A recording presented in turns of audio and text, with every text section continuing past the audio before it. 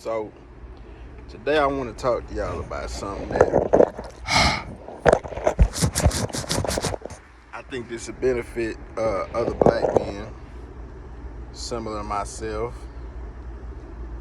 black women, and why if you are a self-respecting black man,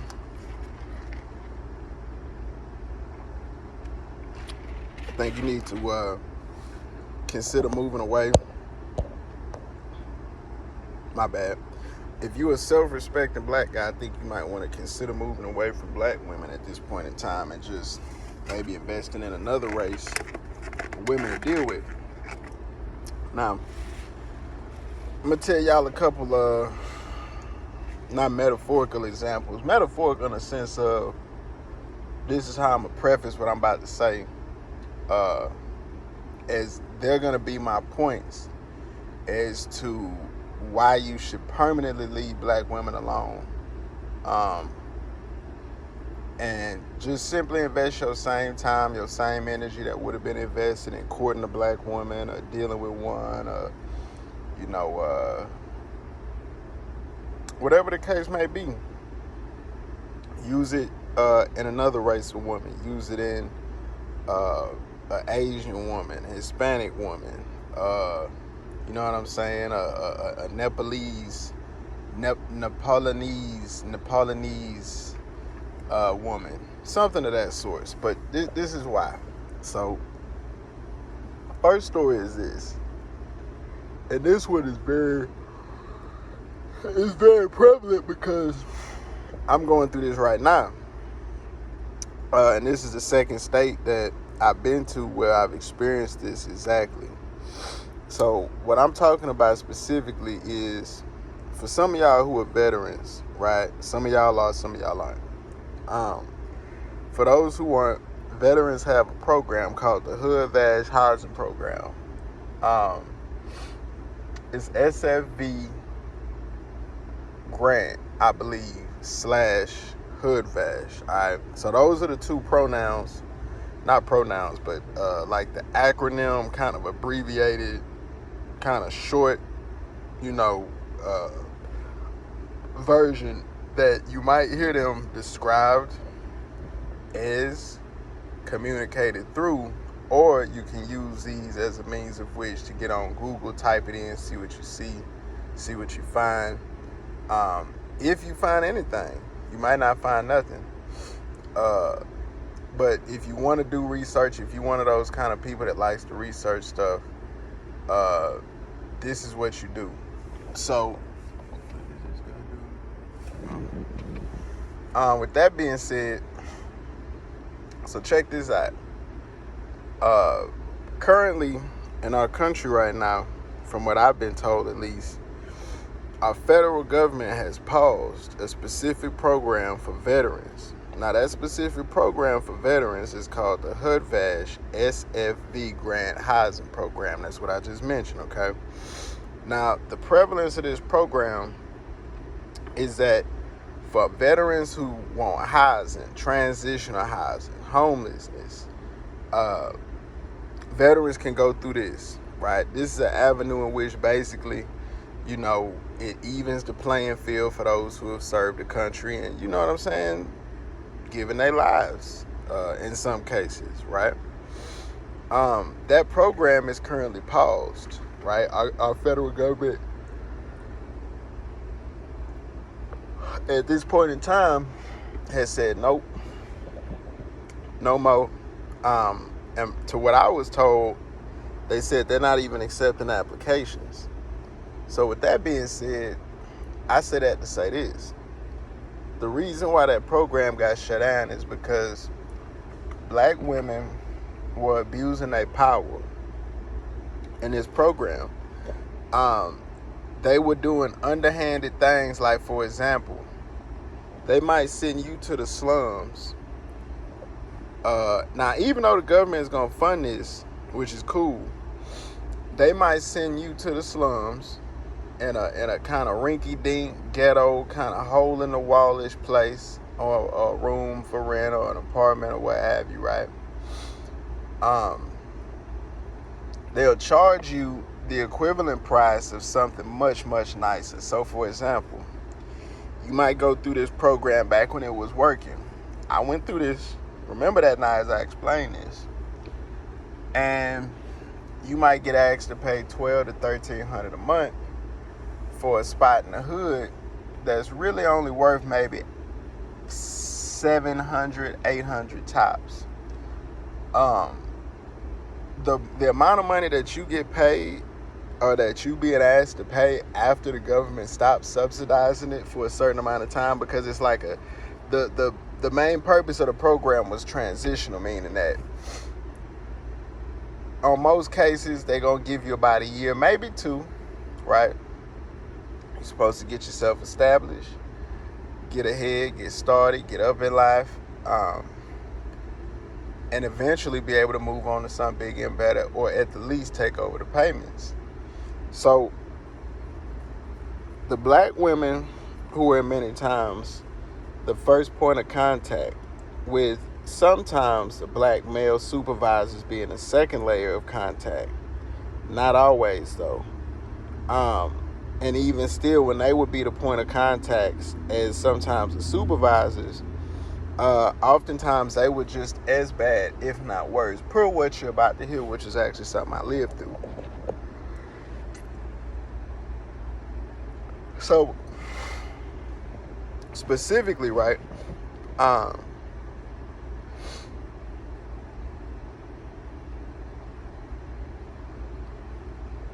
the price difference, okay? Follow me now. The price difference that I explained just now, that difference is what, in most cases, the black woman would try to pocket the majority of, if not split, with the landlord as an incentive for them to even do business, right? So that's one reason why this program got closed.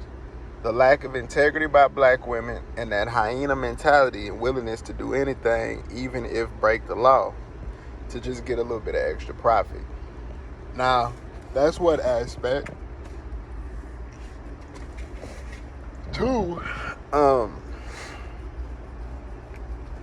many black women that worked in these positions in the VAs, in these positions where they held supervisory roles, to where they could try to usher out certain housing credentials or vouchers, or plug you in with some landlord who would be willing to set up a unique renting situation where maybe the first month's payment is postponed, maybe security deposit is postponed, maybe they're willing to set it up to where you pay a fraction of it, then double back in increments, what have you. They began doing this expeditiously in a large number for the LMNOP mafia crowd, okay? So, as I'm sure some of y'all know, not too long ago, they kind of made a big culture shift in the military where they said, hey man, from now on, we're all inclusive, everybody can join, all right? Well, it shouldn't be much surprise that a lot of the LMNOP people are problematic. A lot of them would leave general other than honorable discharges.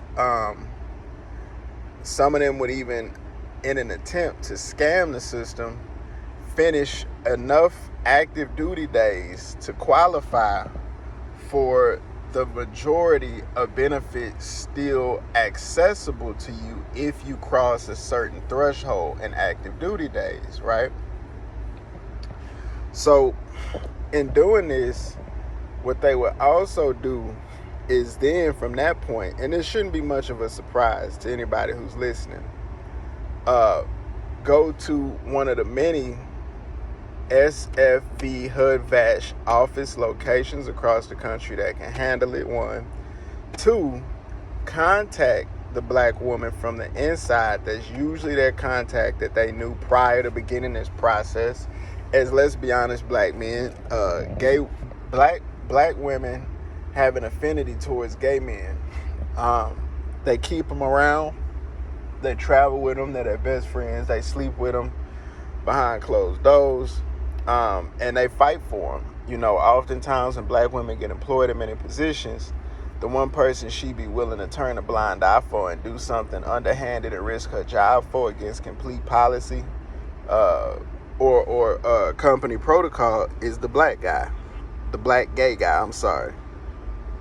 Now, amongst those two things, another thing that got that program deleted was the fact that anytime black women are in power, they're always going to choose the most disenfranchised group to scam from, which is always in this country going to be the black man. So what you have is a lot of black veterans prior to even, I would say, the last 5 to 10 years were already facing the bulk of the most detrimental scenarios post-military service, meaning that most of your homeless veterans that have become drug addicts and have the tragic grim ending to a story is reminiscent and reflective of the movie Dead Presidents. They're black. Now, what in most cases these black women were doing in this particular scenario was they would take some of the most incoherent, sad to say, elderly, in need of help the most, veterans who, due to their conditions most of the time, due to, certain health ailments kind of over the years compounding the difficulties in life and just making it to where they've been through so much. At this point, they're just there as a blank soul, in the sense of just being a completely vulnerable and open soul to say, man, I just want help. I'll take whatever you can give me. The black woman might give this black vet and set him up for a process to where he's set to go into a particular housing situation that's borderline, it could be borderline seen as living in squalor, basically, like my homeboy said. That's how bad it is, if I'm being honest. When I say that, I mean properties with leaky ceilings, holes in the wall in the restroom, old unrenovated decor, rats that run across here, there, and a third and go everywhere, big old holes where certain creases in the walls might indicate the joining and connection of different angle walls coming together where they need to be sealed appropriately right at the bottom. So, for example, in your kitchen, right, let's say where one end part of your total size on the total kitchen island, where it conjoins with the wall, as you go down, that space that shouldn't be there, it should be caulk closed. It could be, maybe the original construction, it should have been moved and shut sealed, or it should have been renovated by renovators for them to do whatever they need to do to alleviate that problem. That won't be done. It'll just be a big old hole, just a big old blank gap. Oftentimes in these properties, those gaps contain holes visible to the eye where you can literally see past the sheetrock walls. You can see past the immediate, most superficial walls and begin to see in the internal of the hives. That's how bad. So when you have these scenarios where the construction is that shoddy, rats can openly, and you'll be able to watch them, because I've had this happen. I've had this happen where you'll literally see a rat just come right through the hole. When you see most of the time rodents, they disappear so deeply internal into the hives, you can't see it. You can actually see it. That's how bad it is. With that being said, though, these three factors contributed to not only the misallocation of a lot of government money, but the pausing and shutdown of this housing program and much tighter stipulations on the way of being implemented, if they even choose to bring back the program in the first place. Second,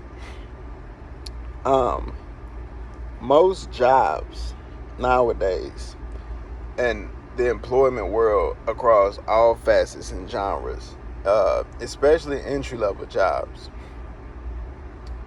there is a very, very scornful-minded, sour-hearted, usually not overtly or rather, let me not say overtly, not exceedingly unattractive per se, right? Like, she's not completely ugly or, folklore level ugly, right? But generally, in a lot of different facets of employment fields, there are very, very unattractive black women that are in positions to where they can gatekeep positions for anyone they don't like. So, what do I mean by this? Okay, there might be, for example, jobs that used to be automatic shoe-ins for anybody. Because at the end of the day, I'm not saying this is all about black men, right? These experiences stretch to any and everybody whom it's been applicable to. I'm not discriminating on that. But what I'm saying with this is that, generally speaking, these black women on most of these job sites, they work against the best interest of the company, because what happens is when they get tenured and get solidified and get, or rather receive what they believe in their mind to be a gesture, if not directly told, that communicates to them, hey, you're now in a position of power, we trust you, we trust your decision making. Oftentimes, that acts as a catalyst towards the destruction of a company, because the black woman will go on to hire people who only agree with her current mind state and outside of work personal interest categories. So, for example, if she's the type of black woman that likes to get off work, like a lot of black women, they'll put on a very professional image, but when they get off work, they might want to invest hours of time watching things like Hip Hop and Love. They might find themselves engaging in debauchery that really doesn't reflect the level of professionalism they have to exude during the day, which, hey, I'm not here to argue that, because everyone has their own free time for them to do what they please. Here's the issue, and it lies in what I said. When you come to the job, maybe as a God-fearing man or woman, or a teenager, young or old, if you don't immediately make this black woman in power feel not enamored, but rather adored, seen from a position, made to feel as if she's seen from a position of superiority onto and over you, they'll brown nose you. They'll brown nose you out, make up something to get you out, or basically start to act in a mode to where this will slowly start to become an undesirable place for employment. Now, let me stop there. Those reasons alone, and I've experienced, let me say this in closing, because this happened not too long ago, but I always ask God for discernment and judgment. And recently, I had a situation happen where, working for a company, it's an immediate black shift. Okay, she was a manager. Let me say that. She wasn't a shift lead, I don't think. She was a store manager.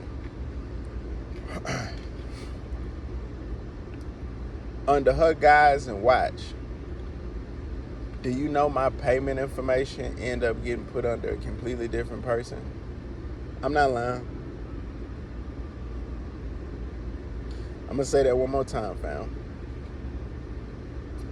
So, not too long ago, while trying to work for just a basic food chain like Wingstop, majority all, well, it was all, but it was a couple black men. There was no other race though.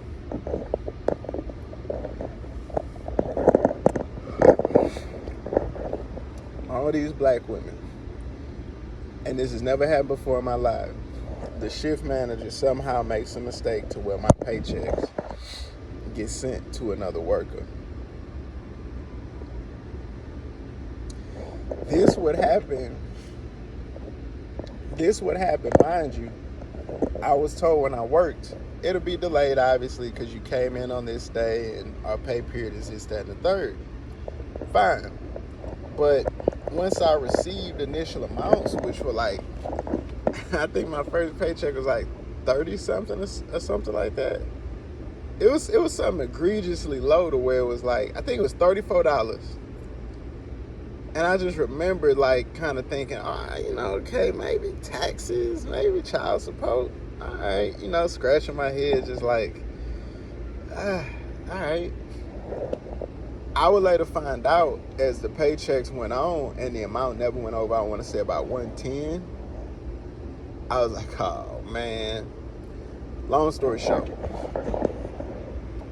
what I've hopefully communicated to you is that, mind you, I could do a part 2 to this if y'all want, and tell you about my own personal family experiences with black women that I think personally would probably pale in comparison to this. But if you all want examples of why I say not to date, I think you should replay this. If you look hard enough in any employment environment around you, you will see that these traits are exhibited by the black women. You can experiment with this and see for yourself. As a stranger who's saying this on the internet from YouTube in one state, I shouldn't be able to predict prophetically what will and most likely happen if you go about uttering, echoing, or moving in a similar fashion to what I prescribe to exacerbate, as to act as a stimuli to bring out such behavior, such demeanors, characteristics, actions, words, what have you, criticisms. Drop in the comment section if you guys want me to do a part 2. I most definitely will.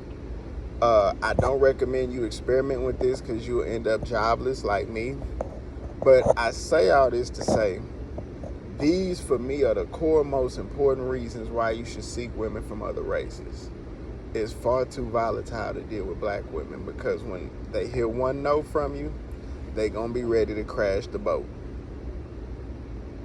When black women hear one no from you, that could be related to financial discipline. It could be related to her even trying to be, you pushing her to grow into a better person. Once they hear a no from you, they go into a mindset of kind of like a sociopathic, I'm willing to do whatever I have to do to get whatever I want mindset. That's what I want black men to avoid, because that's the part of the black woman's mindset that will cause a black man to piss away his legacy. Because the minute he can't fulfill her obligation to a degree that internally she feels represents love to her, which is really a usually immature love for materialistic things and lack of development and personal growth and walking with God and having any kind of real intent to be a good person, and you haven't been vetted by old school, older people that would turn you on the right path when they see you acting foolish. If you want to experience that, go right ahead, keep dealing with them. But this is why I say you shouldn't. I feel like I've given you plenty evidence. Some of it anecdotal, but most of it not. And I feel like this is logical for, again, black men like myself, that we're not asking for Taj Mahal level things in the sense of unrealism from what we expect out of our significant others and partners. We just have a certain decorum that we ask must be followed, a certain baseline of good habits, character traits, fitness, reading the Bible, not being loud, being ladylike, dressing modestly, not twerking, especially in public. If you chasing that, man, stay tuned and keep coming back. But most importantly, if you chasing that, like I began saying in the beginning of this video, you won't find that with black women. Too many good black women are openly in love with being complicit through the bad ones' glory and ascension into the spotlight of them. So again, I thank you guys for listening. My name is Brandon. I'm happy to have shared this with you, and I hope and pray that just you can use it to y'all's benefit to avoid the pitfalls. All right? God bless.